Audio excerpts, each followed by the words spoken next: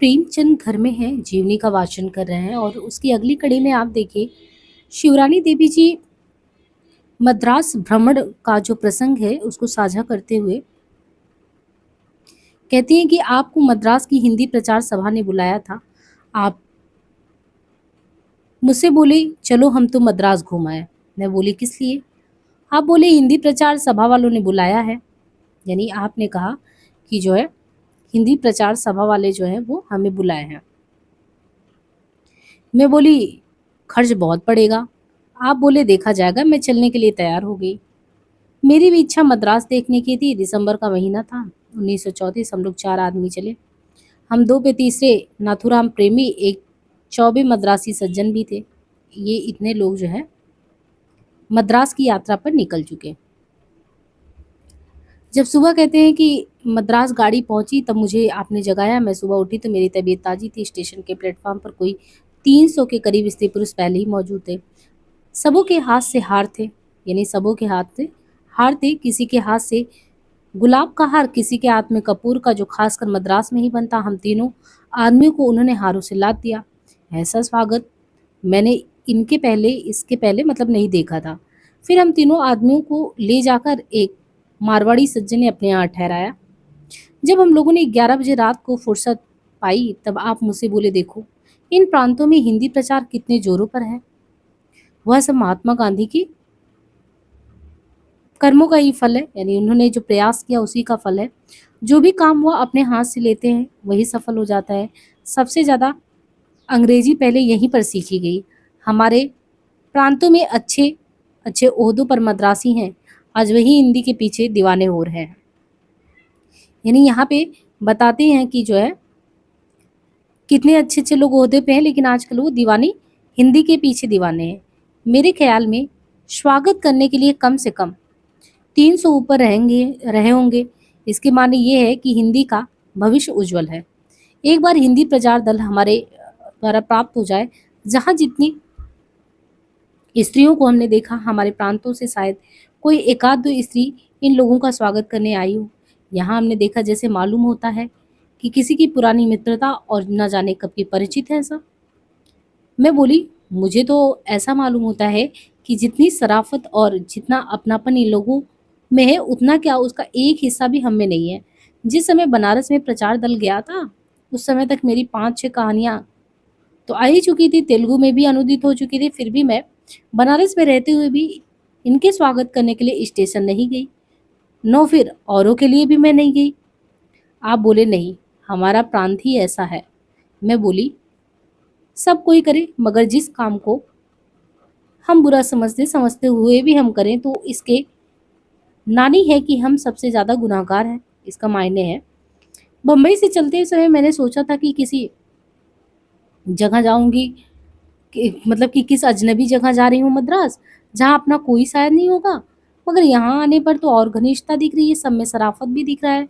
अब ऐसा मालूम होता है कि जब मैं अपनी ही यानी एक तरीके से देखें तो मैं अपनों के ही बीच में, अपनी बहनों के बीच में आ गई हूँ। आप बोले भाई यही तो इन लोगों में एक खास बात है। मैं बोली नहीं, ये मुझको कहीं ऊंचा लगा। दूसरे दिन मीटिंग थी जिसमें शामिल होने हम लोग गए थे। पहले तो मीटिंग हुई, इसके बाद अन्य प्रांतों के लोग जो वहाँ पे आए हुए थे सब मिले। काम करने के बाद जो थी वो सब बात हुई। आप सबों को जवाब देते हुए बोले भाई इस हालात में जब बहुत संध्या में किसी पढ़े लिखे आदमी तक का अपनी पोजीशन बनाना होता तब पोजीशन बनती है। हमारे प्रांतों में लिखे आदमी तो यहाँ नहीं के बराबर हैं। इसी नज़र से यहाँ पे हम देख रहे हैं हमारे प्रांतों में पढ़े लिखे आदमी तो घर घुस्सू होते हैं, वो बाहर निकलते नहीं है। पर रहे मजदूर और रोजगार पेशा लोग, इनको अपने रुपए बनाने की ही फिक्र होती है। इनको पोजीशन बनने या ना बनने की कोई चिंता ही नहीं है। पोजीशन तो बनाने की चीज़ होती है और जब वह बनती है तो कुछ ना कुछ करना ही पड़ता है। इस प्रांत के जो सज्जन धन्य प्रांतों में यानी सज्जन जो है अन्य प्रांतों में जाते हैं तो आप अपनी पोजीशन वहाँ बनाते हैं। हमारे प्रांतों में अंग्रेजी अखबारों के एडिटर कोई ना कोई मद्रासी सज्जन ही रहते हैं। कुछ स्कूल के प्रिंसिपल भी, डॉक्टरी में भी ज़्यादा तादाद में मद्रासी सज्जन ही दिखते हैं। इनका प्रधान कारण वहाँ सबसे पहले अंग्रेजी भाषा का ही प्रचार होना। जैसे मद्रासी सज्जनों ने पहले अंग्रेजी सीखने में परिश्रम किया, उसी तरह हिंदी में भी बाजी यही ले जाएंगे। दूसरे दिन हम एक बहुत ऊंची कमान को देखने गए। यहाँ बहुत पुरानी कमान है। आपने लोगों से पूछा कि आखिर इनका इतिहास क्या है। लोगों ने बताया कि साहब इसका तो पता नहीं, ये कब और क्यों बनी। कई दफे इसके तोड़ने की कोशिश भी हुई कि आखिर ये नीचे कहाँ तक है, मगर इसका कुछ पता नहीं लगा। इसके ऊपर हम कोई 15-16 आदमी चढ़े। जब उस पर खड़े हो गए तो पैर से दबाने पर कमान दबती थी, लचकती थी। आप कुछ ही दूर गए और सर थाम कर बैठ गए। मैं आगे निकल गई थी। आप दोनों हाथों से सर थाम कर बैठ गए। बोले, मेरा सर चक्कर कर रहा है। मैं उनको बैठे देख आगे से लौट पड़ी और पास बैठकर बोली, कैसी तबीयत है। जब से उनके पास बैठ गई तो मुझे घबराई देखकर वो बोले, कोई घबराने की बात नहीं है, ये कमान जो लचती है वजह से शायद मेरे सर में चक्कर आने लगता है, ठीक हो जाएगा, मैं नीचे उतर जाऊंगा। मैंने चाहा कि उनको नीचे उतारा हूँ, क्योंकि मुझे डर लग रहा था कि कहीं ये गिर ना पड़े। आप बोली, कोई घबराने की बात नहीं है। तब तक 2 मद्रासी महाजनों ने आपका हाथ पकड़कर नीचे उतारा। खैर, उनको देखने के बाद हम दोनों चामुंडी की पहाड़ी देखने गए। वहाँ भी बहुत ऊंचा था, मगर वहाँ तक मोटर चक्कर काटती हुई जाती थी। मैं वहाँ भी डर रही थी, कहीं कहीं यहाँ पे भी आपके सर में चक्कर ना आ जाए। मैंने कहा, तो आप ऊपर मत जाइए। आप बोले, इनकी कोई बात नहीं है, कमान जो लचती है इसी वजह से मेरे सर में चक्कर आता है। वहाँ कोई डरने की बात तो नहीं है। इसी तरह 6 दिन मद्रास में जाते हुए मालूम भी नहीं हुआ। उस समय मुझे कितना गर्व था और कितनी खुशी। लोग अपनाते हुए ले जाते थे। मुझे अंग्रेजी सीखने में परिश्रम किया। उन लोगों ने कहा कि अंग्रेजी सीखने में परिश्रम किया, उसी तरह हिंदी में भी बाजी ले जाएंगे। और मतलब कि एक तरीके से मद्रासी लोगों के बारे में बताते कि उन लोगों के अंदर ये चीज़ था कि जिस तरीके से उन लोगों ने अंग्रेजी सीखा था, हिंदी सीखने के लिए भी वो उतने ही आतुर थे। यही कहा कि साहब और दिन ठहरते, मतलब ये लोग जब चलने की बात हुई तो उन लोगों ने कहा कि यही कहा कि साहब और दिन ठहरते तो अच्छा मालूम होता। ये थोड़े से दिन हम लोगों के सामने से निकल गए। हमारी इच्छा नहीं होती कि आपको जाने दें। सब लोगों से यही वादा किया कि हम लोग गर्मी में आएंगे जब मेरे बच्चों की छुट्टी हो जाएगी, तब अगली बार हम पूरे परिवार के साथ आएंगे और तब कम से कम एक जगह 15 दिन तक ठहरेंगे। जब हम दोनों आदमी रात को इकट्ठा हुए तो आप मुझसे बोले, देखो ये कितना सुंदर प्रांत है, यहाँ के आदमी कितने सभ्य और कितने सज्जन हैं। हम लोगों को ऐसा मालूम होता है जैसे हमेशा के मिले जुले आदमी हो। अब की बार जब हम आएंगे तो बेटी और बच्चों को जरूर ले जाएंगे, उन विचारों को भी सिखा देंगे, तब यहाँ का आना बहुत अच्छा लगेगा, यहाँ रहने में बहुत आनंद आएगा। मैं बोली, अच्छा यो भी मुझे लगता है। आप बोले, नहीं यह स्वाभाविक बात है, जब बच्चे अपने घर से दूर रहते हैं तब मुझे अपने में कमी आ जाती है और चिंता भी बनी रहती है। अब इसलिए तो तुम्हारे आगे जाने की इच्छा नहीं हो रही है। बेटी को बच्चा होने वाला था, ना मालूम उसकी क्या हालत है।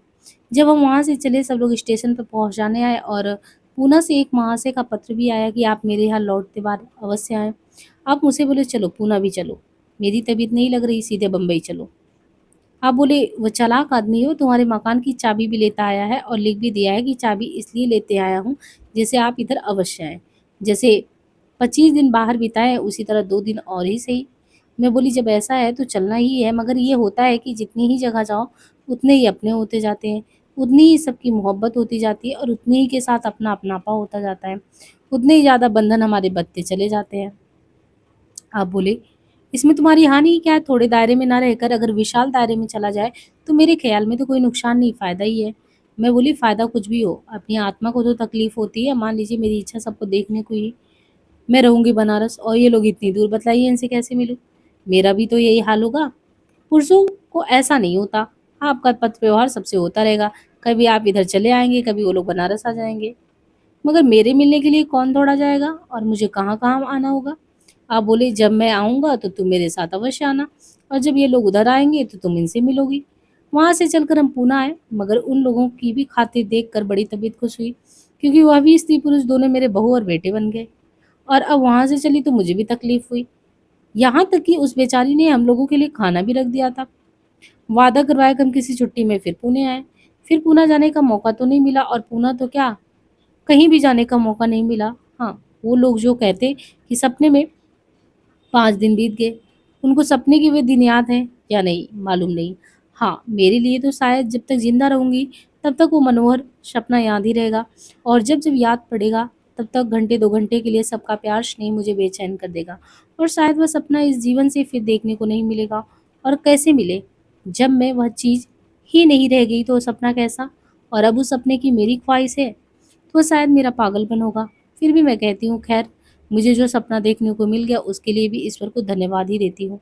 नहीं, मैं ऐसी भाग्यशाली नहीं थी। उसके बाद जब मैं घर पहुँची, मुझे घर पर पहुँचा कर आप बोले, "अच्छा, अब मैं स्टूडियो जाता हूँ।" मैं बोली, "अरे! नहा तो लीजिए।" आप बोले, "नहाने लगूँगा तो देर हो जाएगा।" मैंने कहा, "देर होगी तो क्या होगा?" "नहीं, जिसके लिए तुम घबराई हुई हो, वहाँ जाकर देखो, लोगों के पत्र आए होंगे। बेटी का भी हो सकता है तारा आया हो, अभी मैं लौट आता हूँ। सिर्फ़ चिट्ठी लेने हैं तो जा रहे हैं ना, चिट्ठी ही लेके आ जाएँगे।" थोड़ी देर बाद 1 घंटे में वो आ गए, मुझसे बोले, बेटी के यहाँ से तार आ गया, तार में लिखा है कि बेटी और बच्चा जो है खैरियत से है और बच्ची का भी खत आया है, सब खैरियत से है। बेटी के बच्चा 8 ही तारीख को हो गया था, नहीं जो बच्चा था वो 8 को ही हो गया था। तभी तुम्हारी तबीयत कहीं लग नहीं रही थी। बेटी की तबीयत खराब रही होगी, बार-बार तुम्हारी याद करती रहेगी तभी तुम परेशान थी। उसके बाद हम लोगों ने अप्रैल के महीने में बम्बई से प्रयास किया, सन 35 की बात है। जब वहाँ से चलने लगे तब आप बोले, "चलो बाज़ार हुआ है और बच्चों के लिए कुछ सामान ले लें।" तब आप जाती क्यों नहीं? आखिर यहाँ बैठी क्या करोगी? तुमको भी तो कुछ लेना होगा। तब उनको याद पड़ा, बोले, "बेटी के लिए नाक में पहनने के लिए लौंग ले लो।" वो लौंग का किस्सा ऐसा था, रक्षाबंधन पर बेटी बम्बई में ही थी। रक्षाबंधन के दिन बोले, बेटी क्या लोगी? बेटी बोली, जो आप देना चाहेंगे वही। जब तक वो कह ही रही थी तब तक ज्ञानू उसकी ओर लपका और लपक आया। बेटी उनके सामने सन से बच्चों को छोड़ती नहीं थी, इसी ख्याल से कि बच्चा गोद में चला आएगा। वो अपने कमरे में चली गई। आप मुझे बोले, बेटी से कहो लौंग क्यों नहीं लेती, यहाँ हीरे से जड़ी लौंगें बहुत अच्छी हैं। तब उसी जगह से बेटी ने आवाज़ दी कि जब आपको ले आना है तो ले आइए, तब मुझसे पूछने की क्या ज़रूरत। तब आप बोले, मैं ले भी ना आता तो तुझे मुझे लड़ाई करना चाहिए था। मैं बोली, तो क्या लड़ाई करना भी अच्छा होता है? बहन और बेटियाँ अपनी दस्तूरी माँगने में झगड़ा भी करती है तो मुझे तो अच्छा मालूम होता है। जो ग्राम गीत संग्रह के गाने आपने सुने हैं शायद उसी से आपको भी झगड़ा अच्छा मालूम पड़ता है। हाँ, बेचारी ने अच्छे-अच्छे गाने बनाए तो क्या उन्होंने ही बनाए हैं? हमारे यहाँ तो अंग्रेज़ियत आकर चौपट कर रही है, जिससे मालूम होता है कि वहाँ हमें भावुकता से बहुत दूर ले जा रही है। यही किस्सा था लौंग का। तब हम दोनों बाज़ार गए, बेटी के लिए 125 की लौंग ली, उसके लिए 1 चुंदरी ली और जो 6 चुंदरी और ली। छोटे बच्चू बन्नू के लिए हाथ की घड़ी ली। मुझसे कान के फूल लेने के लिए बोले कि तुम भी ले लो। फूल लेकर क्या होगा? मैंने कहा, आप बोले बहुत खूबसूरत है, ले लो कान में पहनना।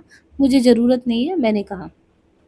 और बहुत दाम थोड़ी ही है, 750 रुपए के तो हैं। मैं बोली, मुफ्त में आते हैं क्या? अरे मुफ्त में नहीं आते, रुपए पास हैं। रुपए तो बैंक में रहेंगे, इसे लेकर होगा क्या? मैं बोली, मैं तो कसम खा गया हूँ। ये तो आपको ही मालूम है, जिस साल महात्मा जी गोरखपुर आए थे उसी समय मैंने कसम खाई थी। और महात्मा जी ने स्त्रियों की मीटिंग में कहा भी था, जिस देश के मनुष्यों की कमाई का औसत हो उन स्त्रियों को जेवर पहनने का हक ही है क्या? उन स्त्रियों को जेवर नहीं पहनना चाहिए। जेवर पहनती हैं तो इसका मतलब है चोरी करती हैं। उस समय बहुत सी स्त्रियों ने जेवर के ऊपर कसम खाई थी। उस समय मैंने भी कसम खा लिया था। अब जो आप लखनऊ में हार बनवाया आपने, तो वो भी ज्यों का त्यों रखा हुआ है। ये फूल ले लूँ तो इसकी भी संदूक में वही रखना पड़ेगा। इससे तो अच्छा है कि बैंक में ही रखा रहे पैसा। और बैंक कुछ तो स्वयं का सूद देंगे। आप मुझे वहाँ रास्ता बताते जिसमें जहमत हो, मगर आराम कुछ भी नहीं। आप बोले, अगर यही था तो उस साल मेरे लिए इलाहाबाद से अंगूठी क्यों ले आई थी? आखिर अंगूठी के रुपए दिए या नहीं? जब कसम खाई थी तो तुम्हें खरीदना ही नहीं चाहिए था। मैं तो तुम्हारा कहना मान लूँ और तुम ना मानो। कौन सी ऐसी बात है जो मैं नहीं मानती? हाँ, जेवरों के लिए कसम खाई है, उसमें कहना क्या है? मैं जब प्रतिज्ञा कर चुकी हूँ कि मैं जेवर नहीं पहनूंगी तो कैसे टालूं? बल्कि इसमें तो आपको मेरी मदद ही करनी चाहिए। अरे मदद की क्या बात है? प्रतिज्ञा करने के माने ये तो थोड़ी होता है कि उस दिन से किसी के लिए जेवर बनवाते ही नहीं है। तो इसके लिए मैंने थोड़ी कसम खाई थी, बाल बच्चे वाली ठहरी। मैं खुद नहीं पहनूंगी तो क्या लड़के लड़कियां नहीं पहनेंगे? मैं क्या बच्चा था जो मेरे लिए अंगूठी खरीद कर लाई, जो अब तक मेरे हाथ में मौजूद है। बच्चे ही को कोई थोड़ी प्यार करता है, प्यार के लिए बच्चे भी होते हैं और अपने बड़े भी होते हैं। इसलिए तुमको भी कहना मानना चाहिए। मैं तुम्हारी सब बातों को मान लेता हूँ। इसको छोड़कर कौन सी ऐसी बात है कि जिसे मैं नहीं मानती? जो बात थी वो सब आपको बतला ही दी, इसके लिए आप मुझे क्षमा करें। तुम तो खासी पागल हो। सुबह के समय हमारे घर के सब सामान मालगाड़ी से भेजने के लिए पैक हो रहे थे। आपके कई मित्र आए थे जो यूपी के थे, वो सब सामान मालगाड़ी से भेजने के लिए तैयार करे थे। आपको एकाएक याद आया कि ज्ञानू की गाड़ी तो रहेगी। अच्छा, ज्ञानू की गाड़ी तो बाकी रहेगी, जाने भी दीजिए, इलाहाबाद में ले ली जाएगी। यहाँ गाड़ियाँ अच्छी मिलती है, उसमें हर्जी क्या है? मुझे रुपया दो, सब सामान तो जा ही रहा, उसके साथ वो भी चली जाएगी। किराया देने से फ़ायदा? अरे कैसे कहती, वो चीज़ भी अच्छी नहीं मिलेगी वहाँ पे, रुपया भी ज़्यादा लगेगा। मुझसे रुपए लिए और जाकर अपने हाथ से गाड़ी लेके आए। गाड़ी लेकर जब घर आए तो बोले, देखो ये 40 की गाड़ी है। और 60 के नीचे नहीं मिलती, किराया बहुत लगता। तो मैं बोली अच्छा ठीक है। अब सबके लिए सब सामान हो गया था। मैं बोली आपके लिए तो कुछ आया ही नहीं। हंसकर बोले अच्छा हुआ हम तुम दोनों बट्टे खाते गए, तुम कुछ लिया, तुमने भी कुछ नहीं लिया और हमने भी नहीं। जब हम लोग बम्बई से चलने वाले थे तो माखनलाल चतुर्वेदी जी के खंडवा से पत्र आया था। उन्होंने लिखा था कि आप मुझसे बोले कि चलो वहाँ पे चलते हैं। जब हम लोग खंडवा पहुँचे तो पंडित जी कई आदमी के साथ पहले से ही मतलब स्टेशन पे थे, वो बुलाए थे उनको वहाँ। हम लोग पहुँचे, पंडित जी ने वही लोग, पंडित जी और उनके साथ लोग मिलके जो है तैयार कर रखे थे अपना कमरा वगैरह। पंडित जी किसी काम से बाहर चले गए, हम 2 आदमी थे। मैं उनसे बोली क्या पंडित जी के घर में कोई स्त्री नहीं है? आप बोले मालूम तो यही होता है। अच्छा अभी आए तो उनसे पूछें।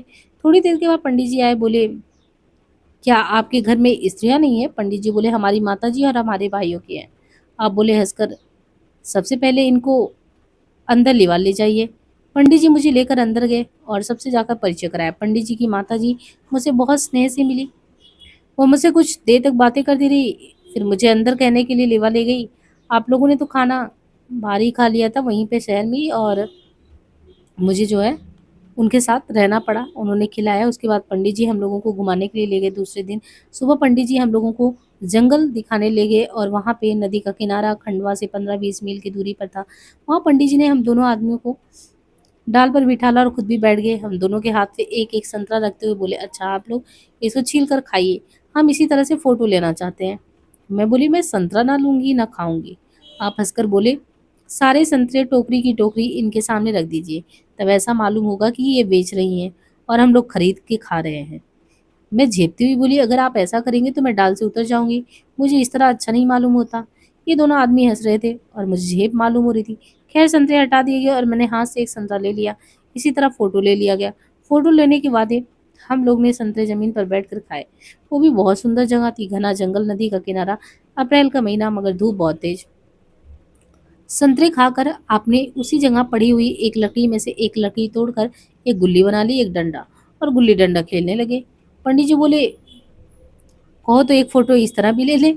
आप बोले नहीं साहब आप ऐसा फ़ोटो लीजिएगा भी नहीं। नहीं, लोग मेरी हँसी उड़ाएँगे कि बुढ़ौती में इनको गुल्ली डंडा खेलने की धुन कैसी है? मैं बोली क्यों? अपने दफ़े क्यों बुरा लगने लगा? अभी तो आप मुझे संतरा बेचने वाली बनाते थे, आप गुल्ली डंडा खेलना क्यों बुरा लग रहा है? आपका गुल्ली डंडा अब भी गाँव से मशहूर है, सभी तो गाँव वाले में कहते हैं कि गुल्ली डंडा बहुत अच्छा खेलते हैं। हम दोनों आदमी मोटर पर बैठे, आप गुल्ली डंडे पर पंडित जी से बातें करने लगे। साहब हम लोगों का जीवन अब दिन भर कितना महँगा होता जा रहा है। बच्चों का खेल ही एक ले लीजिए, स्कूल और कॉलेज में जो खेल आजकल बच्चे खेलते हैं वो बहुत महँगा है। पहले गुल्ली डंडा, गोली और इसी तरह के बहुत से खेल थे जो कि पहले के लिए तो सही बहुत संयम थे और अच्छे भी थे, सस्ते भी थे। देखते-देखते अब क्या हो गया, उन जेलों में एक ऐसा भी होता कि पैसा भी ना रहे, बिना खर्च किए बढ़िया खेल खेल सकते हैं, मगर कसरत के लिहाज से देखें तो बहुत अच्छा होता। इसी तरह समालोचना करते-करते घर पहुँच गए। 5 दिन हम लोग खंडवा में रहे। आप 2-3 दिन में स्कूल गए। 2 दिन साहित्यिकों की मीटिंग आपके सभापतित्व में हुई। मैं तो फिर उसके बाद बाहर घूमने नहीं गई, क्योंकि जो आनंद मुझे माताजी के पास मिलता वह मुझे बाहर नहीं मिलता। आप बोले चलती क्यों नहीं हो? मुझे तो घर में ही ज़्यादा अच्छा लगता है। अब तुम्हें कोई वहाँ संतरा बेचने वाली नहीं बनाएगा। इस डर से थोड़े ही नहीं जाती, मुझे यहाँ सच में अच्छा लगता है माताजी के पास। खंडवा से जिस रोज़ हम चले उस रोज़ आप बोले चलो सागर होते चले, बेटी को भी देख लें। मैं बोली आपने चिट्ठी भेज दी होती तो अच्छा होता, तार दे दूंगा, उसे भी साथ लेते चलेंगे। अगर नहीं विदा करेंगे तो उन लोगों से मिल लेंगे, ये ठीक होगा। हम लोग सागर पहुँचे, वहाँ 5 रोज तक रहे। आपके स्वागत में जगह जगह मीटिंग होती रही, गल्प सम्मेलन भी हुए। एक दिन गल्प सम्मेलन में आप जा रहे तो बोले तुम भी चलो और बेटी को भी लेते चलो। चलो ना तुम भी। अम्मा यहाँ पर्दे की प्रथा है, ठीक नहीं होगा, बेटी नहीं जा सकेगी और मेरी भी इच्छा नहीं है।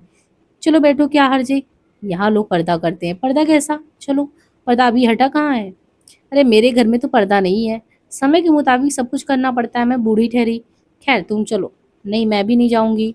जब मैं नहीं गई तो वे वासुदेव के साथ गोदी में बेटी की बच्ची को लेकर चले गए। 5वें रोज जब हम वहां से चलने लगे तो बड़ी करुणा उमड़ आई, बेटी रोने लगी, उसके बच्चे हम लोगों के साथ आने के लिए रोने लगे। आप बोले इस बच्चे को लेती चलो ना, तुम्हारी भी तो वहाँ अकेली तबीयत नहीं लगती, बेटी और घबराएगी। तब आप बेटी से बोले रोती क्यों हो, इस छुट्टी के बाद दुन्नू को भेजूंगा। मैं तो इसी ख्याल से आया था कि तुमको लेता चलो, मगर अभी शायद उनकी बहन आने वाली है। ठीक भी है, वो बेचारी उतनी दूर से आएंगी और तुम्हें देख भी नहीं पाएंगी। दुन्नू को 20-25 रोज ही में मैं भेजूंगा। वहां से हम लोग इलाहाबाद आए। स्टेशन पर एक रिश्तेदार कार लिए खड़े मिले। आपने हंसते हुए पूछा, धुन्नू वगैरह कहाँ रह गए और तुम्हें कैसे खबर मिली? वे बोले, उन्हीं लोगों से, तो शायद उन लोगों को गाड़ी का टाइम नहीं मिल सका, तो चलो बोर्डिंग हाउस से उन लोगों को भी ले ले। ये कहते हुए उनके चेहरे पर ऐसा भाव उभर आया था कि जैसे अब ये बिना बच्चों के देखे रह ही नहीं सकता है। मानो कैदी जेल से छूटकर घर के आदमियों को देखने का उत्सुक। सीधे कार से बोर्डिंग गए, पहुंचे और दरवाजे पर आवाज लगाई। दोनों बच्चे स्टेशन आने को तैयार हो रहे थे। लड़के आए, वहां से चलकर 2 दिन लुकरगंज में ठहरे। आप लुकरगंज ही ठहरेंगे? आपने हंसते हुए जवाब दिया। तो कैसे कहूँ कि नहीं चलूंगा? दूसरे रोज आप मेरे भाई के यहाँ गए। 5 दिन तक हम लोग वहां रहे। 5वें दिन मुझसे बोले, चलो सुराव तुम्हारी बहन से मिलाए। जरूर मिलिए। हम दोनों वहां भी साथ साथ गए। वहां भी 5 दिन रहने के बाद हम लोग चलने को तैयार हुए। बहन बोली, अभी नहीं जाने दूंगी, बाबूजी ने छोड़ते जाइए। ये तो मेरे साथ आपका अन्याय होगा। और कौन घर है? ये तो वही बात हुई कि जैसे पिंजड़े में 2 पंछी हो और उनमें से एक निकाल दिया जाए। मेरी इच्छा तो नहीं होती कि इन्हें जाने दो। मैं 10-5 दिनों में ही किसी के समय भिजवा दूंगी साथ में। आपको तकलीफ नहीं होगी। आप मुझे रहने ना दीजिए। तुम रहना चाहो रहो, तब मैं कानपुर हो आऊं। मैं बोली, बनारस ही ना चले जाइए। अकेले उस घर में मुझसे रहा नहीं जाएगा। आप तो प्रेस में रहेंगे, आखिर रात तो घर पर ही बिताऊंगा। जिस घर में तुम नहीं रहोगी वहां मैं कैसे रहूंगा? अगर ये बात है तो चलो, मैं चल रही हूँ। बहन से मैंने प्रार्थना की कि छुट्टी दे दो। हम दोनों बाहर आए। दिन भर वे घर रहते। प्रेस तो कभी शायद गए हों। मुझे घर पर अकेली छोड़ना वो बर्दाश्त नहीं कर पाते। एक रोज शहर आ रहे थे। मुझसे बोले, तुम क्यों नहीं चल रही हो? तुम भी चलो। आप तो छापे खाने बैठेंगे और मैं क्या करूंगी? चलो हम लोग तुम्हें बेनिया पर पहुंचाएंगे। उनकी अम्मा से मिल लेना। आखिर यहाँ दिन भर बैठी बैठी करोगी क्या? नहीं, आप ही जाइए। मैं ही क्यों जाऊं? काम होता रहेगा, कभी फिर चले जाएंगे। मुझे जो खुशी यहाँ मिलेगी सो वहाँ नहीं मिलेगा। जैसे 11 महीने से काम हो रहा है वैसे ही होता रहेगा। मारो गोली। बिना मेरे आप नहीं जा सकते। आखिर आप उस दिन नहीं ही गए। उसके 5वें दिन इलाहाबाद से कथा है कि दुन्नू को चेचक निकल आई है। शाम के 7 बजे के लगभग आपको पत्र मिला। दिन को उस दिन हम एक कमरे में आराम करते। मैं सो रही थी। 2 बजे उनकी नींद खुली। धीरे से वो अपने कमरे में चले गए। दरवाजा धीरे से बंद करते गए। उसी समय मैंने एक बड़ा डरावना सपना देखा। मुझे ख्वाब में उनके बगल में ही सोने का ध्यान था। स्वप्न में मैं उनके पैर को अपने पैर से खोदना चाहती थी, जिससे वे मुझे जगा दें। एकाएक दरवाजा खोलकर मैं उनके कमरे में हुई। वे उस समय कुछ लिख रहे थे। मुझे घबराई हुई देखकर बोले, क्या है? आप जगा कर आते हैं? आज के सपने से तो मैं बिल्कुल घबरा उठी। आप बोले, मुझे क्या मालूम कि तुम्हारी यह हालत होगी। इसी से मैं कहीं बाहर नहीं जाता। शाम को जब दोनों की बीमारी का खत मिला तो कल सुबह जाना ही होगा। मुझे भी लेते चलिए। नहीं, उन्होंने लिखा, कोई घबराने की बात नहीं। यहाँ कोई इक्का तांगा ना मिल सके तो तुम कैसे पैदल चलोगी? अरे नहीं, मेरी तबीयत नहीं लगेगी। आपसे आग्रह करती हूँ कि मत जाओ, बड़ी तकलीफ होगी। मैंने कहा, मेरी तबीयत घबराती नहीं है। पिछले खत में मैंने डांटा भी था, बीमारी में उसे और दुख होगा। क्यों डांटा था? वो फिजूल खर्चा करता है। रुपए के लिए ना डांटा कीजिए, आदत बिगड़ जाएगी। उन्हीं लोगों को तो दुख उठाना पड़ेगा। मुझसे कहाँ कुछ नहीं जा रहा है, न जाने कैसे होगा। हम दोनों सुबह 5 बजे पैदल चले। कुछ दूर जाने पे इक्का मेरा गाड़ी छूट गई। तब हम लोग लारी से चले और 4 बजे को शाम को हम लोग प्रयाग पहुंचे। देखा कि धुन्नु अच्छा हो रहा है। शाम 7 बजे तक उसी के पास हम लोग रहे। उस दिन हम लोगों ने कुछ नहीं खाया। धुन्नु जब अच्छा हो गया तो उसी वक्त 14-15 दिन की छुट्टी बोर्डिंग हाउस में हुई। बोर्डिंग हाउस के नौकरों को उन्होंने 2-2 रुपए इनाम दिए। हम लोग बच्चे को लेकर बनारस आए। बनारस स्टेशन पर एक तांगे को धुन्नु ने इसलिए वापस कर दिया, कुछ ज़्यादा पैसा मांग रहा था। वो दूसरा तांगा बुलाने गया। दूसरे तांगे को पटा कर लाने मुझे देर हुई। आप मुझसे बोले, देखती हो लौंडे को, अगर वह गरीब 4 पैसा ज़्यादा ही ले लेता तो क्या होता? खुद कंजूसी नहीं करता। ये बड़ी गंदी आदत है इसकी, संसार ही विचित्र है। मैं बोली, आपकी तरह कोई साधु ना बने तो। तब आप बोले, क्यों नहीं, बुरी बात है क्या? ये तो बुरी बात है ना। जब हम दूसरों से ईर्ष्या करते हैं और अपना रोना रोते हैं तब दूसरों के साथ भी वही बर्ताव करना चाहिए। आदमी को अपनी तरह दूसरों को भी तो समझना चाहिए। फिर अगर ऐसी बात ना हो तो दूसरों के मोटे होने पर ईर्ष्या ना करो। ना फिर तुम्हें गिला करने का कोई हक है। जैसे तुम उन लोगों को मोटा नहीं देखना चाहते, वैसे खुद भी तो मोटा होने की इच्छा ना करो। मैं बोली, ये तो आप रूस के डिक्टेटर के स्वर में बात कर रहे हो। आप हंसकर बोले, खैर मैं तो नहीं हूँ, पर देखना कभी भारत का बच्चा बच्चा रूस के डिक्टेटर से भी ज्यादा गर्म विचार का बनेगा।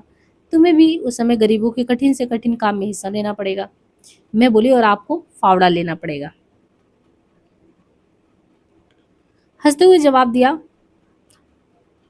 कलम फावड़े में ज्यादा ताकत होती है। और कहाँ पर गट्टे तो नहीं पड़ते यहाँ तो देखो, और ना सारी सुपारी काटने का गट्टा तो है ही। तुम्हारे बच्चों का क्या?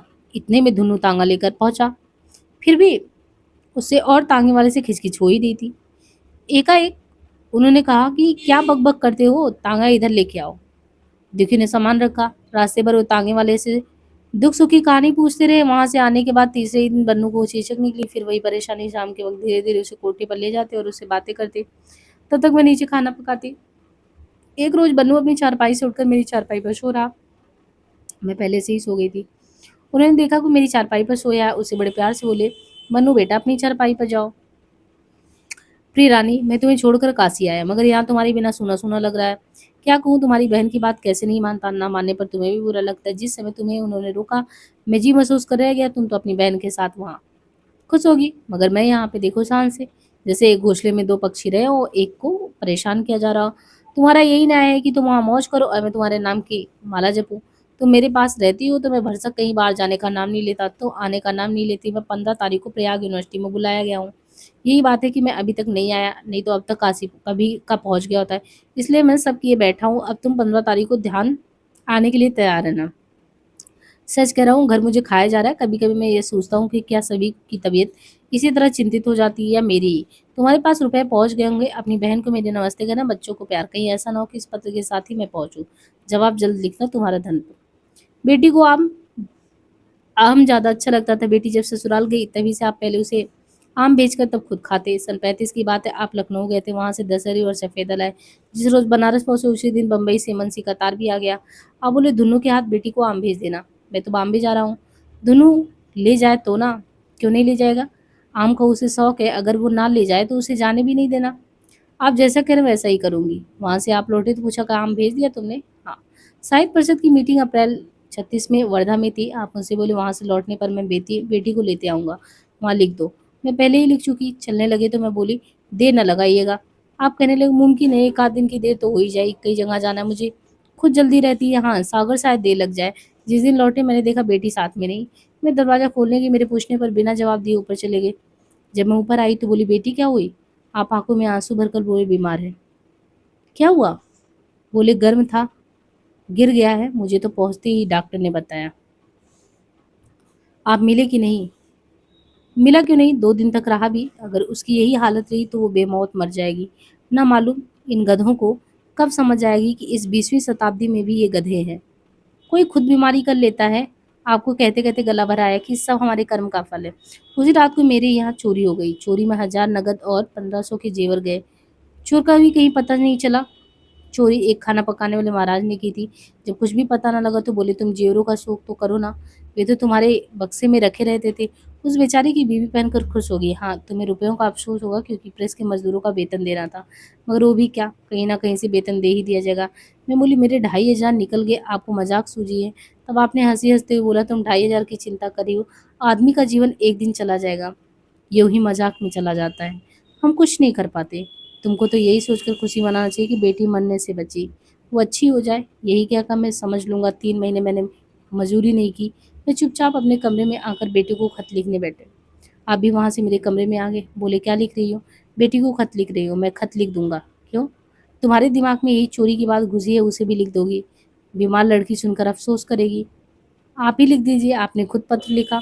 जून का महीना था। दुन्नू और बन्नू को उसे लाने भेज रहे थे। दुन्नू से बोले, जाकर बगीचे से एक सैकड़ा आम लिवा लाओ, बोझा हो जाता। अब तो बहन यहीं आएगी।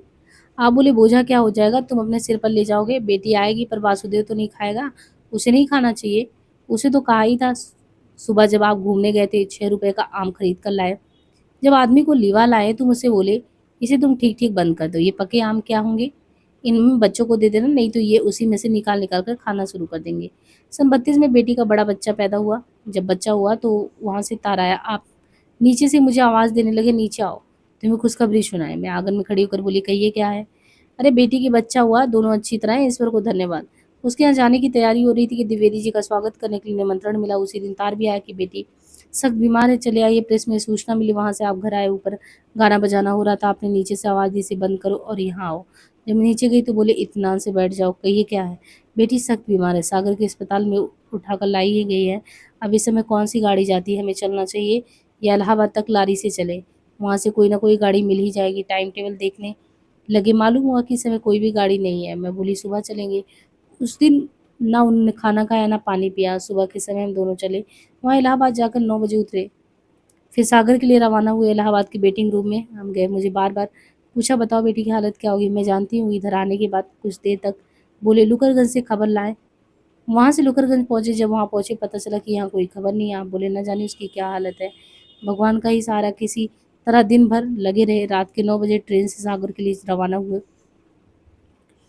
मैंने उनकी अधीरता देखकर अपने को पत्थर बना लिया। सुबह जब कटती से ट्रेन की बदली हुई तो मैं बोली, आप हाथ मुँह धो लिए, बेटी अच्छी है। सुनकर वे खिल पड़े, बोले सच?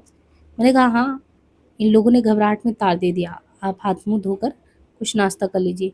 फिर हम 1 बजे के लगभग सागर पहुंचे। प्लेटफॉर्म पर वासुदेव अपने छोटे भाई के साथ खड़ा था। वासुदेव के भाई पास फौरन पहुँच कर बोले, तीनों ने पूछा बेटी कैसी है? अच्छी है। उसके हाथ में 2 रुपए देते हुए बोला, मिठाई तो ले लो।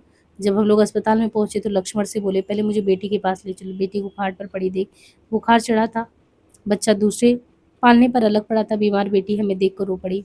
बेटी का रोना सुनकर बोले, घबराओ मत, अच्छी हो जाओगी। बच्चों को देखकर बोले, इस गुलाब के फूल पर ईश्वर दया करे। उसके बाद 8 दिन तक आप रहे। 8 दिन के बाद ऐसा मालूम हुआ कि बेटी का बुखार उतर गया। बेटी सोले बोले, अब हम लोग चले ना, तुम जैसे ही अच्छी होगी दोनों लेने आ जाएगा। बेटी बोली, या मुझे ले चलिए या अम्मा को छोड़ते जाइए, डॉक्टर की राय नहीं है। बेटी मुझसे बोले, तुम रह जाओ, बच्चे भी तो अकेले ही हैं। जब आप वहाँ से चले आए तो मालूम हुआ कि बेटी को फिर बुखार चढ़ा है।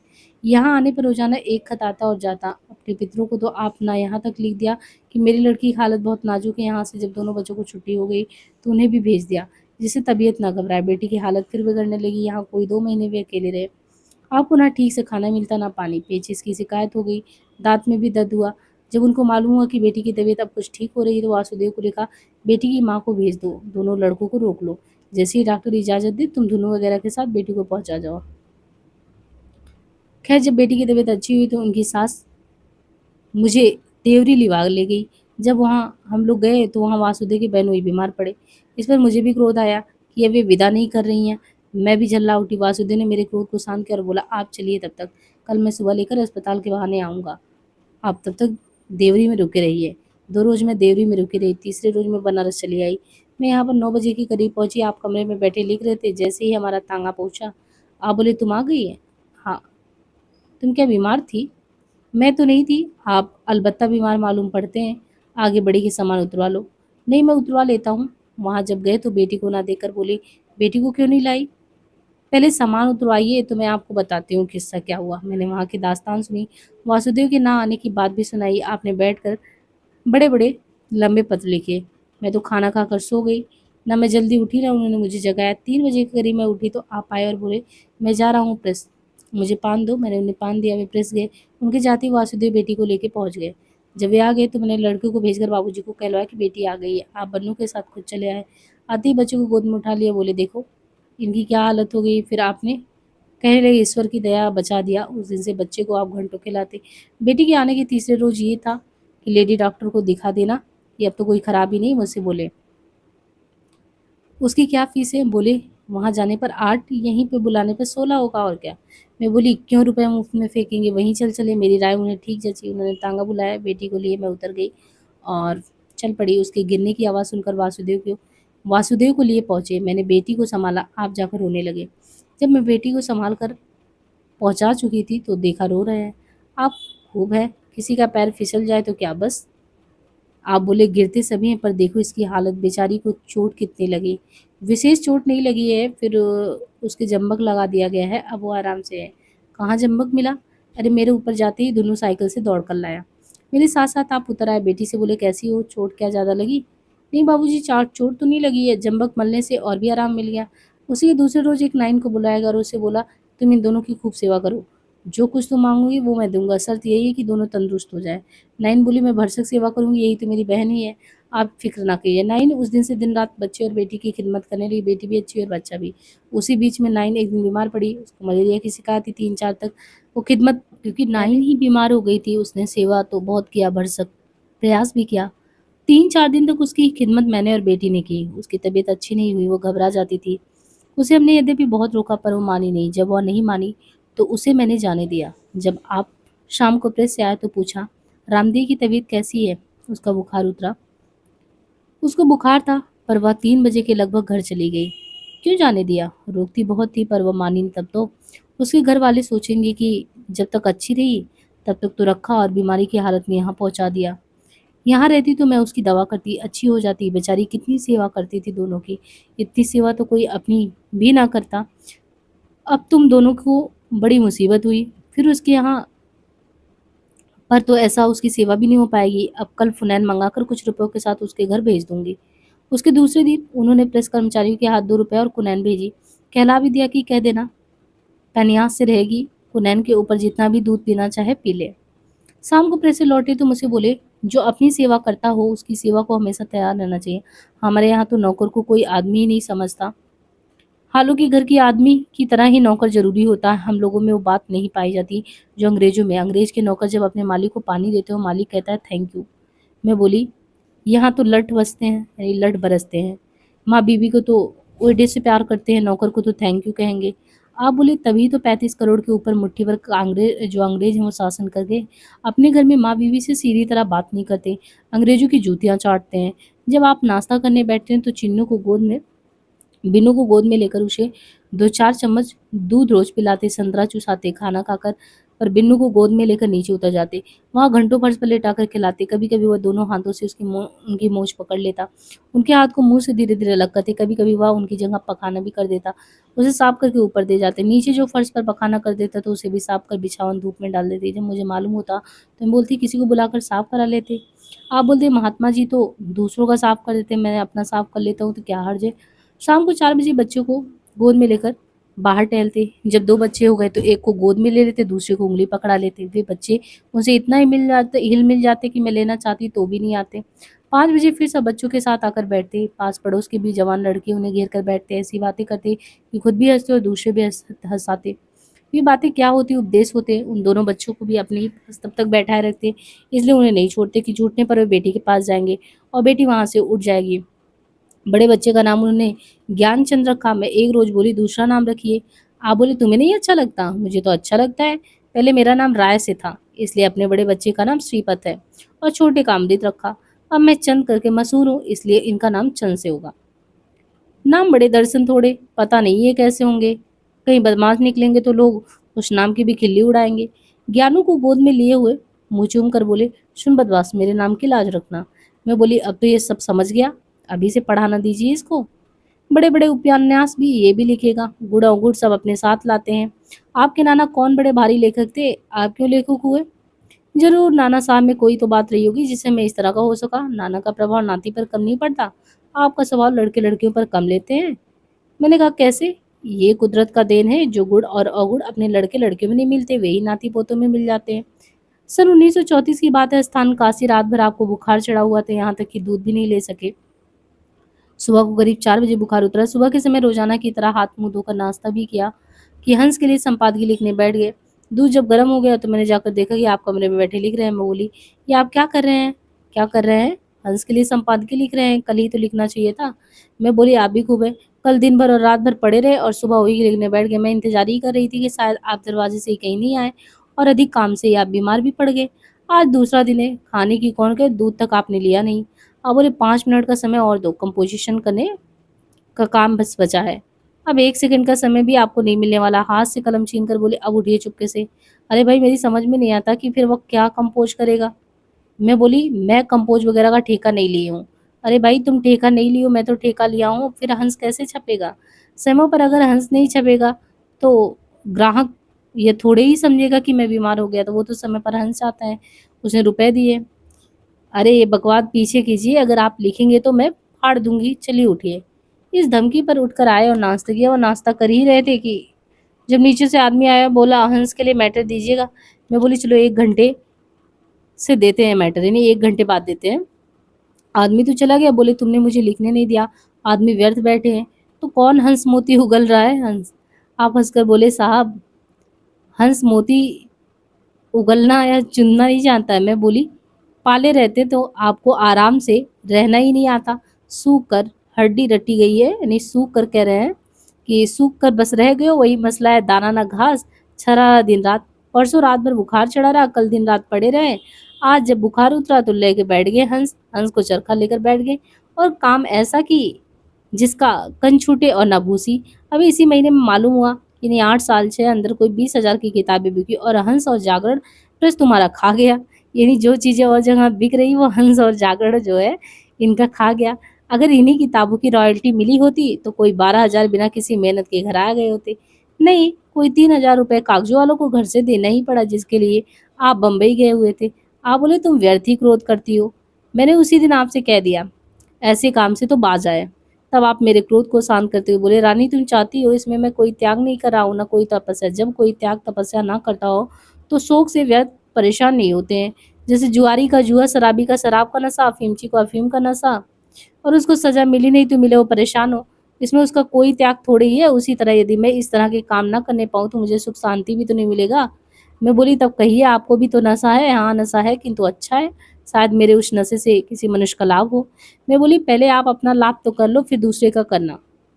तब आप बोले, दिया होता है उसका काम है रोशनी करना तो वो करता है, उससे किसी का लाभ होता है या नहीं? इससे उस दिया को कोई फ़र्क नहीं पड़ता। जब तेल खत्म हो जाएगा तब उठा लिया जाएगा, तब उसे डंडे चिराग से ना तो तुम कभी पूछती हो। कहो।